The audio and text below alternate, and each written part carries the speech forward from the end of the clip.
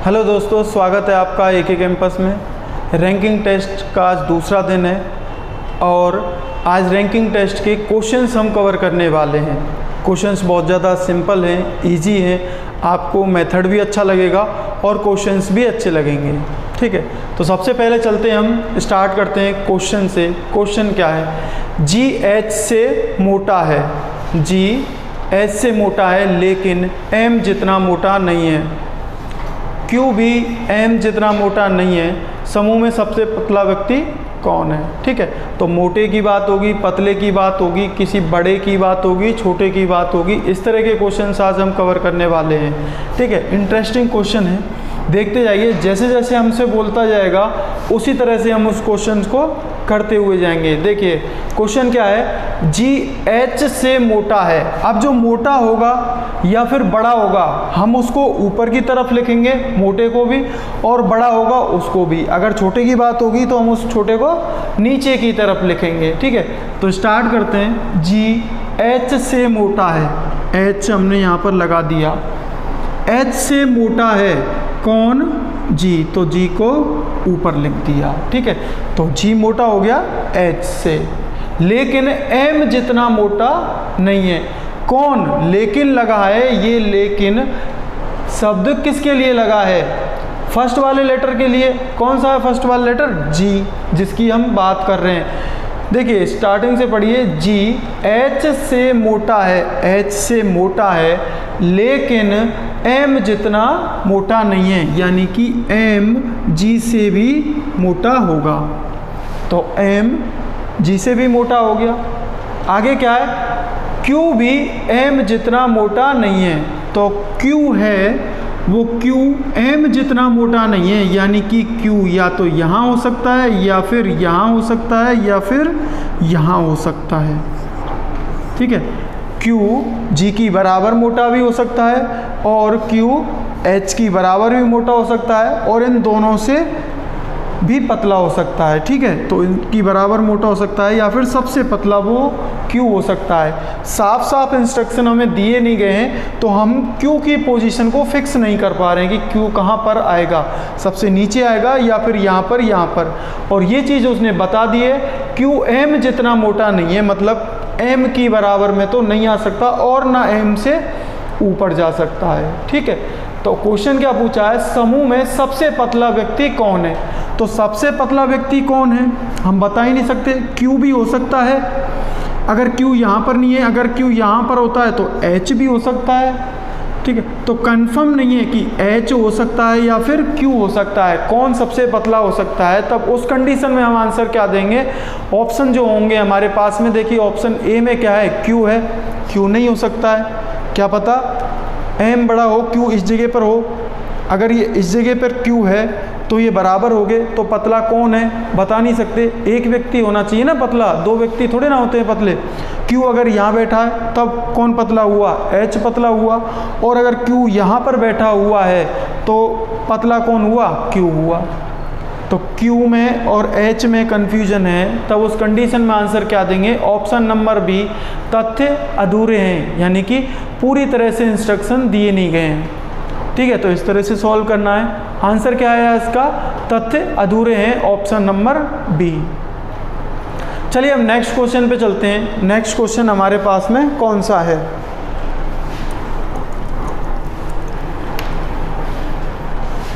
देखिए next question देखिए। एक सड़क पर एक पंक्ति में 5 बसें खड़ी हुई हैं। ठीक है, एक पंक्ति है इस तरह की। इस पंक्ति में सड़क पर, ये सड़क है, इस सीधी सड़क पर 5 बसें खड़ी हुई हैं। ठीक है, और आगे की तरफ सड़क का मुंह आगे की तरफ इधर वाला है, ये पीछे वाला है। सड़क के दूसरी तरफ ये है और जहाँ पर हम इसको देख रहे हैं सड़क के आगे की तरफ जो मुंह है वो इधर की तरफ है। ठीक है, अब आगे क्वेश्चन क्या बोल रहा है? बस एम सबसे आगे और क्यू पिछले छोर पर खड़ी है। तो हमने आगे वाला छोर कौन सा माना है? ये वाला सड़क का। पिछला वाला छोर ये माना है। तो बस जो एम है वो एम बस सड़क के आगे की तरफ खड़ी है, ठीक है, सामने की तरफ, और Q पीछे की तरफ खड़ी है। तो Q यहाँ पर खड़ी है लास्ट में। M बस भी फिक्स हो गई और Q बस भी फिक्स हो गई, दो बसें हो गई फिक्स। नेक्स्ट क्या बोल रखा है, N बस M और Q के बीच में खड़ी है। N बस है, N बस M और Q के बीच में खड़ी है। तो M तो यहाँ पर है, तो यहाँ पर कौन हो सकता है, Q हो सकता है, और यहाँ पर कौन हो सकता है, O हो सकता है, Q नहीं O हो सकता है। तो तब इन दोनों के बीच में कौन सी बस आएगी, N बस आएगी, ठीक है। M और O के बीच में कौन सी बस खड़ी है, N बस खड़ी है।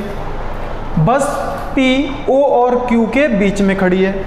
O यहाँ पर है, Q यहाँ पर है, P बस इनके बीच में खड़ी है। तो बीच में यहाँ पर खड़ी होगी कौन, P बस खड़ी होगी। हमें 5 बस दे रखी थी, पांचों बसों को हमने जिस तरह से इंस्ट्रक्शन दिए उस तरह से हमने उनको खड़ा कर दिया। तो इस तरह से हमने बसों को खड़ा कर दिया सभी को।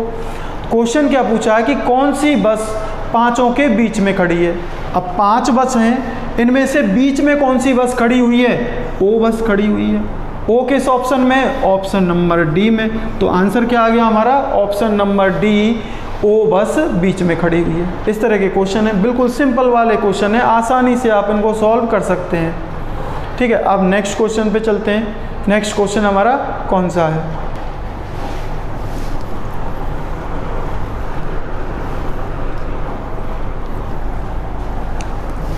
देखिए नेक्स्ट क्वेश्चन है हमारे पास में। कौन सा क्वेश्चन है, A B C और D 4 बहनें हैं, ठीक है, चारों बहनें हैं A B C D। B A की अपेक्षा में 5 वर्ष बड़ी है। कौन बड़ी है, B A की अपेक्षा में, यानी कि A से बड़ी है B,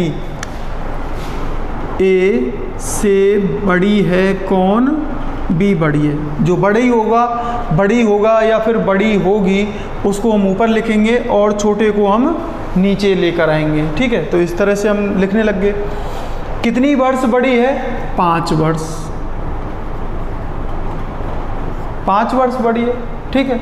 नेक्स्ट क्या बोल रहा है, C D से 8 वर्ष बड़ी है। C D से 8 वर्ष बड़ी है।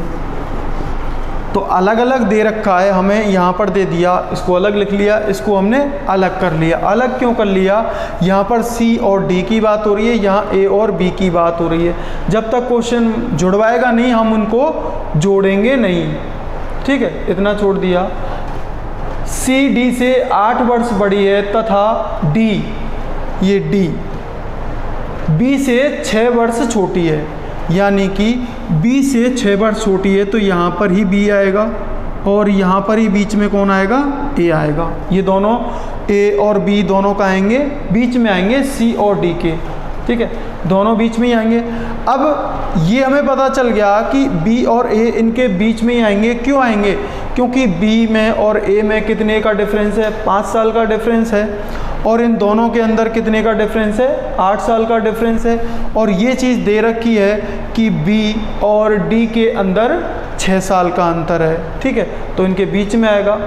आंसर तो हम यहाँ से भी दे सकते हैं। आंसर क्या दे सकते हैं कि क्वेश्चन हमसे पूछा क्या है, सबसे छोटी कौन है, तो सबसे छोटी तो कौन है, D है। तो आंसर तो हमने यहाँ से ही दे दिया, लेकिन इसको पूरी तरह से अरेंज करके भी हम इसको सॉल्व कर लेते हैं, ठीक है। ये हमने यहाँ पर इतना लिखाया था, C और D के अंदर 8 वर्ष का अंतर है, 8 वर्ष का अंतर है। अब इन दोनों को हम मिलाकर लिख लेते हैं, मिलाकर लिख लेते हैं, ठीक है। तो कैसे लिखेंगे, यहाँ पर A और B, C और D को ही ले लेते हैं। D सबसे नीचे ले लिया और उसके बाद में लंबी लाइन लिखा दी, और C सबसे ऊपर ले लिया। ऊपर वाले को छोड़ दीजिए, ऊपर वाले को मिलाकर हमें यहाँ पर ही लेकर आना है। एक ही लाइन में इनको करेंगे तभी जाके हमारा आंसर भी सेटिस्फाइड होगा। आंसर तो हमारा आ चुका है, आंसर क्या आया है, D सबसे छोटा है, ठीक है। अब इन दोनों को बैठाएंगे इनके बीच में। देखिए क्या दे रखा है, डी और बी के अंदर 6 वर्ष का अंतर है, यानी कि डी छोटी है किससे, बी से 6 वर्ष। तो डी को यहाँ पर बी को बैठा दिया, इनमें अंतर कितने का आ गया, दोनों में, डी में और बी में 6 वर्ष का। बी को ऊपर क्यों लिखा है, क्योंकि बी डी से बड़ी है। अगर बी से छोटी डी है तो डी से बड़ी बी होगी ऑब्वियसली, ठीक है, ये हो गया। अब बी में और ए में अंतर कितने का है, 5 वर्ष का, यानी कि यहाँ पर दे रखा है ए छोटी है बी से 5 वर्ष। तो बी और ए में यहाँ पर अंतर कितने का आया, 5 वर्ष का। तो ये टोटल यहाँ से लेकर यहाँ तक कितना है, 6 वर्ष। 5 वर्ष इसके यहाँ चले गए तो ये कितने होंगे, 1 वर्ष, 1 ईयर, और यहाँ पर क्या आ जाएगा, ए आ जाएगा। अब सी और डी के अंदर कितने का डिफरेंस था, टोटल 8 वर्ष का, जिनमें से 6 वर्ष तो यहाँ चले गए, तो बाकी के यहाँ पर कितने आए, 2 साल का। बी और सी के अंदर कितने का आ गया डिफरेंस, 2 वर्ष का आ गया। तो इस तरह से हमने छोटे और बड़े को अरेंज कर लिया। क्वेश्चन में क्या पूछा गया था, सबसे छोटी कौन है, सबसे छोटी कौन हुई हमारे पास में, डी हुई। उन 4 बहनों में से सबसे छोटी डी हुई। हमने 4 बहनों को अरेंज कर दिया। सबसे बड़ी कौन है, सी, उससे छोटी कौन है, बी, उससे छोटी कौन है, ए, और सबसे छोटी कौन है, डी है। तो इस तरह से हमें सॉल्व करना है, ठीक है। अब नेक्स्ट क्वेश्चन को और देखेंगे।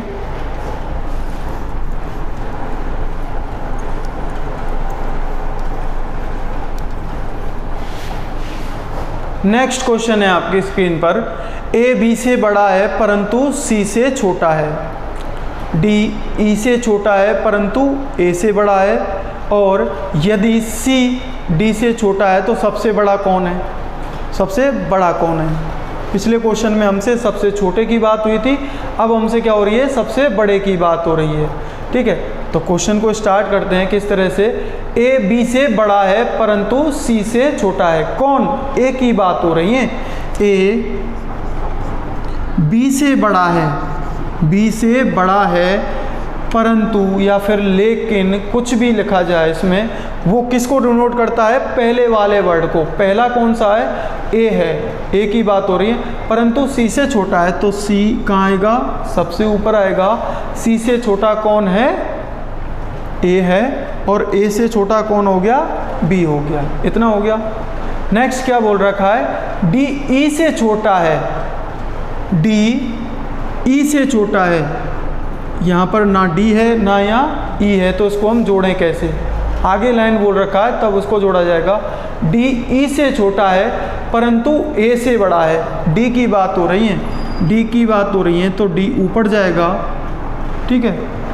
क्यों जाएगा, क्योंकि ए से बड़ा है, ए से बड़ा है, और डी ई से छोटा है, तो ई सबसे ऊपर आएगा, उसके बीच में क्या आएगा, डी आएगा, और उसके नीचे कौन आ गया, सी आ गया, उसके नीचे ए आ गया, और लास्ट में क्या आ गया, बी आ गया। आगे क्या लिख रखा है, यदि सी डी से छोटा है, यदि सी डी से छोटा है, तो डी से छोटा ही आया, तो सबसे बड़ा कौन है, आंसर दे दिया, ई है।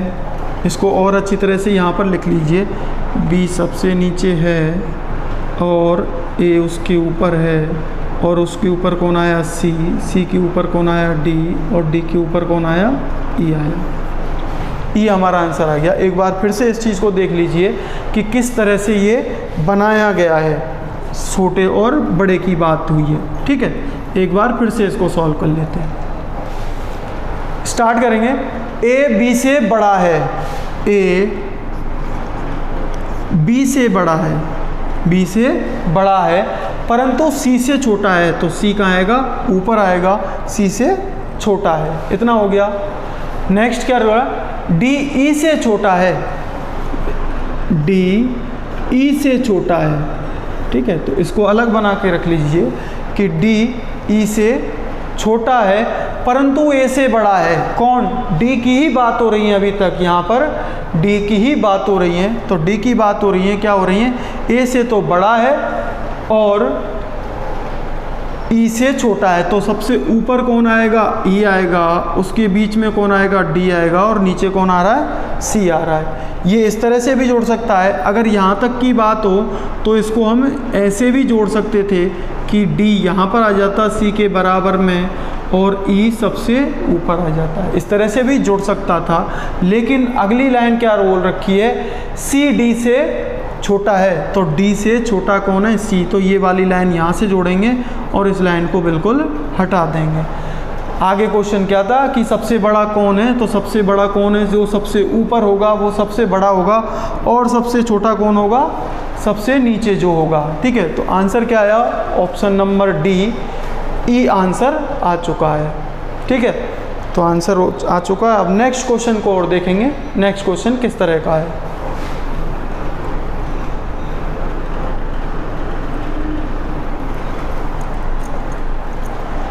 देखिए सिंपल क्वेश्चन चल रहे हैं, आसानी से इनको हम सॉल्व कर सकते हैं, बस एक बार प्रैक्टिस की ज़रूरत है। ठीक है, तो नेक्स्ट क्वेश्चन को लेते हैं। यदि सेशन का कद अम्बू से लंबा है, ठीक है, सेशन का कद अम्बू से लंबा है, तो अम्बू से लंबा कौन है, सेशन। इतना लिख लिया। नेक्स्ट, लेकिन राजू से छोटा है, कौन, सेशन, लेकिन राजू से छोटा है, तो राजू कहाँ आएगा, यहाँ पर आएगा, राजू से छोटा है। ठीक है, राजू आ गया। तथा अम्बू और नितिन की लंबाई बराबर है। अम्बू यहाँ पर है, अम्बू के बराबर में कौन है, नितिन है, तो नितिन को यहाँ पर लिख लीजिए, नितिन बराबर है अम्बू के, दोनों की लंबाई बराबर है। ठीक है, तो बराबर में यहाँ पर लिख लिया। परंतु अम्बू किशोर से लंबा है, अम्बू किशोर से लंबा है, तो किशोर कहाँ पर आएगा, नीचे नीचे आएगा, कहाँ, यहाँ पर। लेकिन अम्बू किशोर से लंबा है, ये दोनों क्या थे, बराबर थे, अम्बू और नितिन। ठीक है, तो क्वेश्चन अब आगे देखना, आगे क्या है, तो नितिन है, इसका मतलब अब नितिन के बारे में बात हो रखी है। 4 ऑप्शन दिए गए हैं, जो नितिन की पोजीशन है, इस पोजीशन के हिसाब से हमें ऑप्शन ढूंढना है कि कौन सा ऑप्शन हमारा सही होगा। तो सबसे पहला जो ऑप्शन है, ऑप्शन नंबर ए, उसको देखिए, सेशन के बराबर लंबा है, तो सेशन कहाँ है, यहाँ पर है, तो सेशन तो अम्बू से बड़ा है और बराबर में कौन है, अम्बू है, तो ऑप्शन जो ए है वो हमारा गलत है। ऑप्शन बी पे चलेंगे, अम्बू से छोटा है, अम्बू से छोटा है कौन, नितिन अम्बू से छोटा है क्या, नहीं है, क्योंकि ये तो बराबर हैं। ऑप्शन बी भी हमारा गलत है, ऑप्शन ए गलत हो गया, ऑप्शन बी गलत हो गया। ऑप्शन सी पे चलेंगे, राजू से लंबा है, तो राजू कहाँ है, राजू तो सबसे लंबा है, राजू से लंबा तो नितिन है ही नहीं, तो ऑप्शन सी भी हमारा गलत हो गया। लास्ट में बचा कौन सा, ऑप्शन डी। ऑप्शन डी को देखिए, सेशन से छोटा है, सेशन से छोटा ही तो है नितिन, सेशन से छोटा है, तो हमारा जो आंसर आया option number D correct answer आया। ए बी सी तीनों को हमने देखा था, तीनों की तीनों गलत आ गए। लास्ट में हमारे पास में क्या बचा, ऑप्शन नंबर डी, तो ऑप्शन नंबर डी हमारा सही आंसर है। ठीक है, तो इस तरह से जिस तरह से क्वेश्चन को बताया जाएगा, जिस तरह की लैंग्वेज होती है, उस लैंग्वेज के थ्रू ही क्वेश्चन को हम सॉल्व कर सकते हैं। ठीक, चलिए अब इसके अंदर एक चीज़ आती है, अगर आपके पास में जो कीवर्ड आए, जो लगा आए, इसका मतलब है उसके जस्ट पहले वाला अल्फ़ाबेट ए या बी जो भी होगा, उसके जस्ट पहले वाले अल्फ़ाबेट को वो पॉइंट कर रखा है। ठीक है, उसके लिए जो आता है। लेकिन अगर कहीं पर परंतु और लेकिन वर्ड आए, परंतु और लेकिन आए, इसका मतलब है इनका दूर वाले लेटर से संबंध है। जैसे ए कोमा ई लगा हुआ है, तो परंतु और लेकिन का जो संबंध होगा वो ए से होगा, ई से नहीं होगा। और जो कीवर्ड आएगा, वो जो कीवर्ड का रिलेशन किससे होगा, ई वाले से होगा। ठीक है। तो ये दो कीवर्ड होते हैं, इनको थोड़ा सा अच्छी तरह से ध्यान में रखना कि ये परंतु लगा आए तो परंतु किसके लिए होता है, पहले वाले आदमी के लिए, पहले वाले पर्सन के लिए, पहली वाली बस हो, ट्रेन हो, सेब हो या फिर कुछ भी हो, ठीक है, फर्स्ट वाले पर्सन के लिए काम में आता है। और जो कीवर्ड होता है वो जो कीवर्ड सेकंड वाले पर्सन के लिए काम में आता है, ठीक है। तो ये चीज़ें आपको ध्यान रखनी है। लास्ट क्वेश्चन पे चलते हैं। ये नेक्स्ट वाला क्वेश्चन किस तरह का है,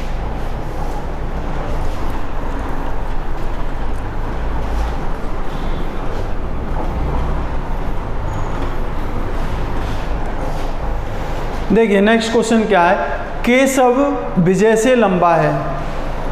केशव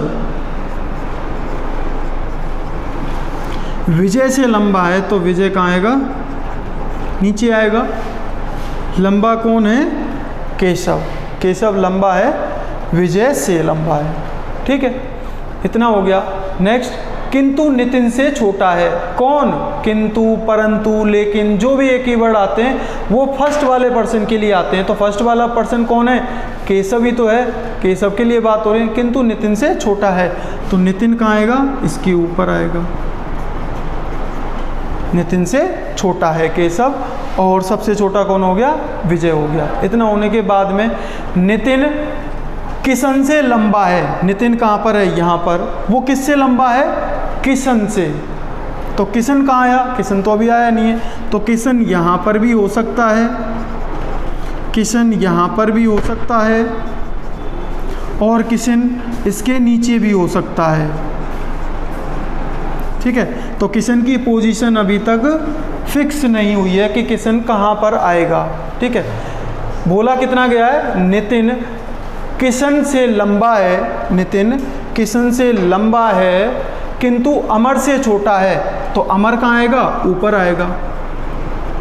अमर से छोटा है कौन, नितिन, ठीक है। नेक्स्ट क्या बोल रखा है, यदि विजय किशन से लंबा है। अब विजय कहाँ पर है, यहाँ पर।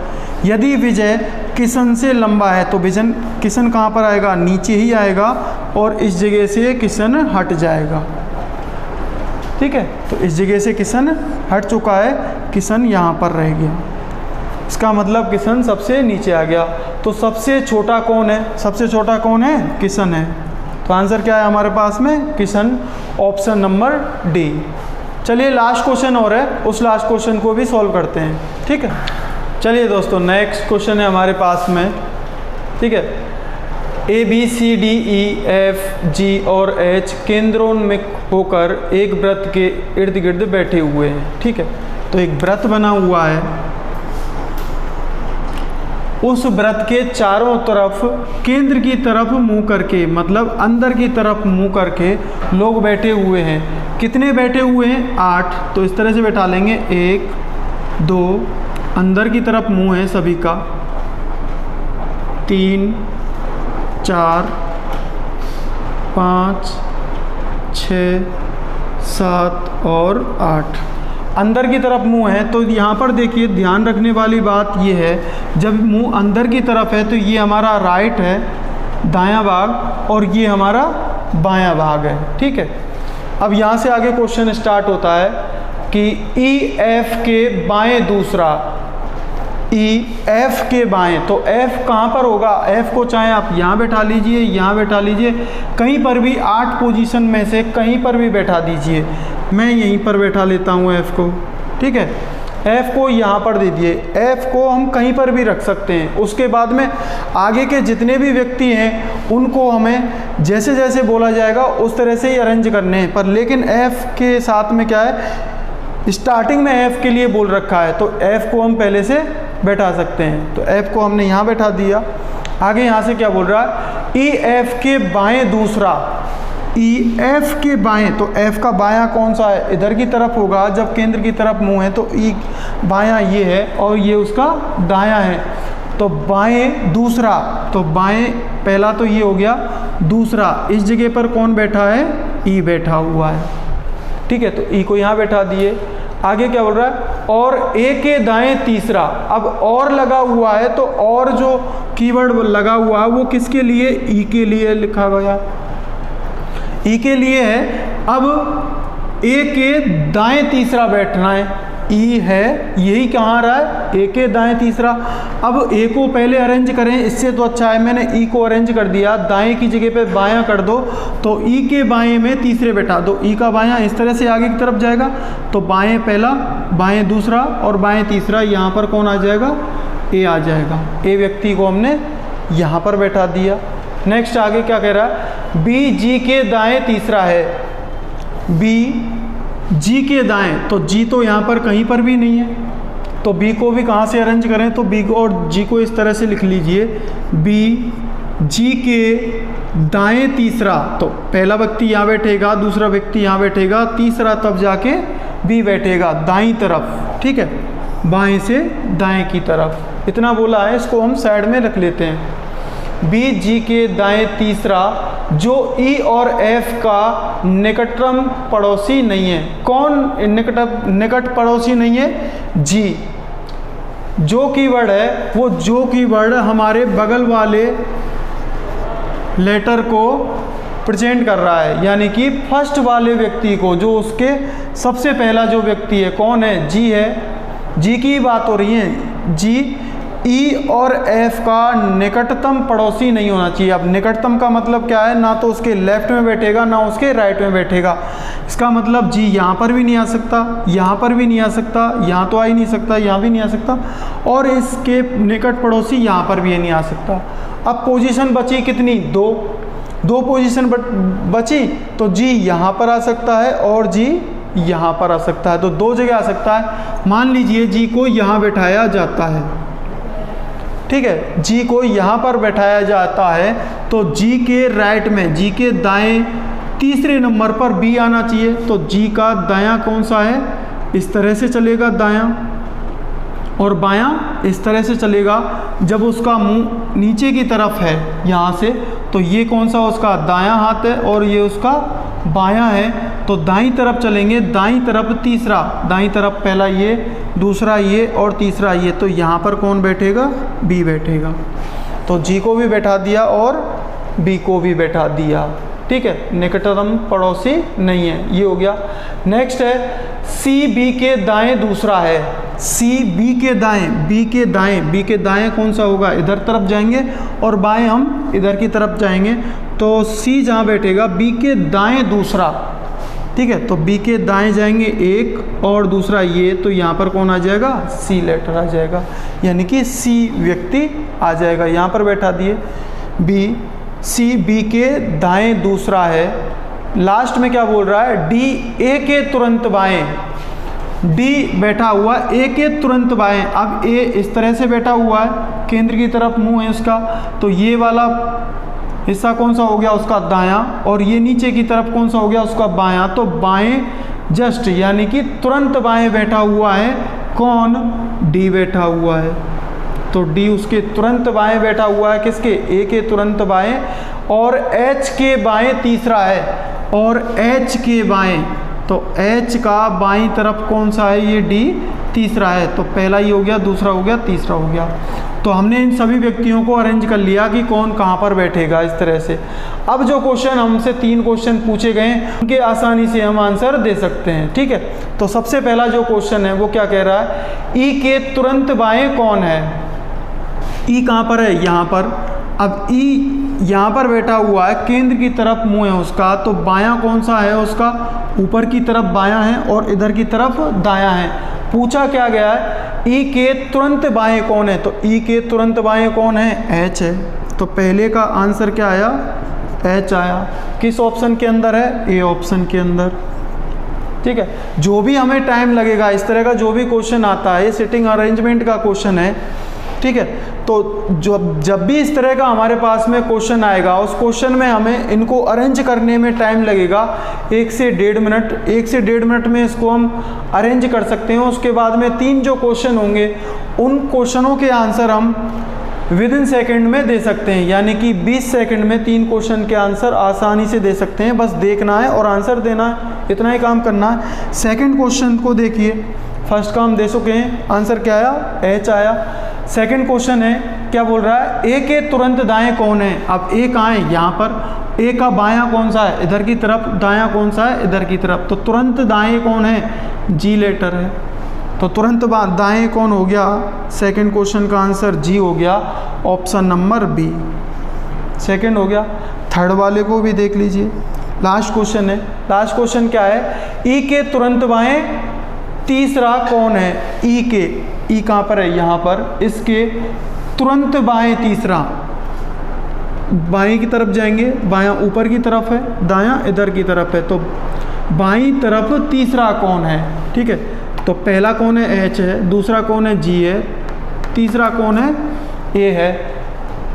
ए हमारे पास में ऑप्शन में नहीं है, तो आंसर हम इसका क्या देंगे, तुरंत बाएं तीसरा। तुरंत बाएं तीसरा, तीसरा कौन है, यहाँ से ई के बाईं तरफ तीसरा कौन है, ए लेटर है, ए व्यक्ति है। तो आंसर इसका क्या आएगा, ए, ऑप्शन नंबर डी इनमें से कोई भी नहीं है, ठीक है। तो इस तरह का जो भी क्वेश्चन आते हैं, अगर 3 क्वेश्चन एक साथ में पूछे जाते हैं, उनके आसानी से भी आंसर दे सकते हैं। बस अरेंजमेंट ध्यान से करना पड़ेगा। अगर अरेंजमेंट सही नहीं हुआ, इसका मतलब है तीनों की दोनों क्वेश्चन आपके गलत हो जाएंगे। अगर अरेंजमेंट सही हुआ तो आपके 3 क्वेश्चन एक साथ में सही हो जाएंगे, ठीक है दोस्तों। तो आज के लिए बस इतना ही।